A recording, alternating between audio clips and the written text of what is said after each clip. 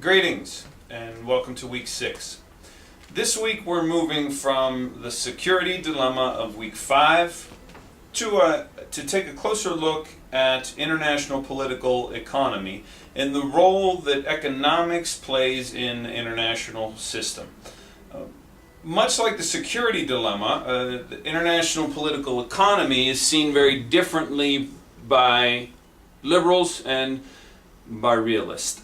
The realists, as you would imagine, believe that economics, as with security, is a zero-sum game. That you are in constant state of competition with other states in the international system, and pretty much for one side to win, another has to lose. So it is not possible or highly improbable that all states in the international system can benefit and can flourish together. This idea called economic nationalism, that's what we'll call it for this week and for this course, it comes from mercantilism. And mercantilism in the 17th centuries and 18th century was the driving force between international economics. And really what it said was, if we're Spain, Spain's going to go to the New World, we're going to accumulate as much wealth as it can. It's going to hold on to that wealth. It's going to try to export goods to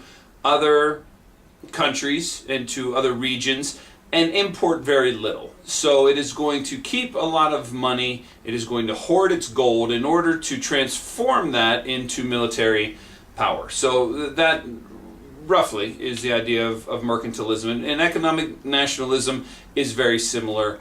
It is an evolution of mercantilism in that states are in a constant state of competition and that the international economic system is zero-sum. Liberals see it differently. Liberals have two different ideas on the international economic system. The first one is called complex interdependence. And complex interdependence really says that the trade, when economies are linked through trade, that increases cooperation, that it benefits both of the countries involved in that trade, and that the links formed in the economic dependency that one state has on another due to those links lessens the chance of violence, lessens the chance of outright conflict, lessens the chance of war. While at the same time, this interdependence improves the lives of the people on both sides. So, liberals see through complex interdependence that both sides can gain, and that it doesn't have to be competitive necessarily, and that cooperation can lead to improvements in the economic sphere. A second part of the liberals' view on economics is called institutionalism. And the idea there is simply that if we have rules that guide trade, for example, in the international system, then we'll have a standard set of laws and everybody will be forced to abide by those laws, will be, because forced is not the right word, will be persuaded to be guided by those laws. Everybody will know the laws, and then the international economic system will act and will perform more or less seamlessly. It's never that simple. But the idea for both complex interdependency and nationalism is that through cooperation, we all can improve. Everybody's standard of life, everybody's economic situation can get better. And you think about that Hans Rosling video that we watched on progress, right, and on the wealth of states growing, and that virtually every state in his demonstration improved over time economically and as far as health is concerned. So we'll see, and we'll have the debate throughout the week which side you fall on. Are international economics just a competitive one state versus the rest of the world situation, or can we improve through cooperation? As we look at the content side of international political economy, We also, for our situation brief, are going to look at the evolution of the power structure of the international economic system. The G7 was the group of 7 industrialized countries. And then when the Soviet Union fell and Russia became an independent state, it became part of the group of 8. So the group of 7 changed to the group of 8. But now, with the rise of countries like China, India, Brazil, now the group has expanded to the group of 20.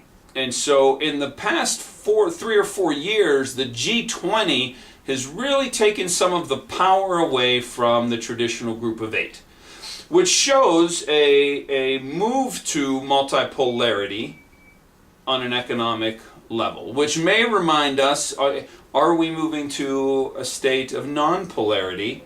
And there is an idea that you're going to read about this week called G0, saying that economic power is dispersed to such a degree in the international system that to talk about G8 or G20 or any of these groups is irrelevant, is useless.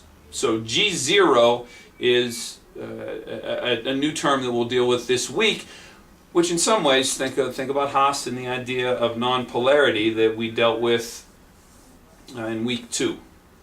So, first, your content, international political economy. 2, situation brief is going to be the G8 to the G20, the evolution of the international economic system, and 4 countries that we're going to focus on, called the BRIC countries. Yeah, and if you follow economics, you follow trade, you follow investments, the BRIC countries get a lot of time, is good places to invest. The BRIC countries are Brazil, Russia, India, China. And those 4 rising powers are seen by many as excellent opportunities for investment and for growing money. So, G8 to G20 and the BRIC. Your geography, our study of geography this week is going to be the 24 nations of Southern Africa, and those will be listed on your assignments page on our website. Yeah. Next week, I will be, and this is an important point, this week extends for 2 weeks, really, because the graded school closes for all of next week, from March 6th, March 7th through March 14th will be our day back for the Carnival weekend. So everybody at Graded is going to the beach, going to Rio, going to wherever to celebrate Carnival. I am returning to the States, returning home for 7 days, and so I will be in New Wilmington, Pennsylvania, and your next weekly video lecture will be from Pennsylvania. So we will not start again. Week 7 will not begin until Tuesday, March 15th. So you have a lot of time to catch up. This is a really nice opportunity for you to make sure that your grades are in order, that you've handed everything in. So, have a good week, and I will see some of you in New Wilmington next week. I will visit the school. For those of you in Brazil, have a wonderful Carnival and be safe. I will see you online.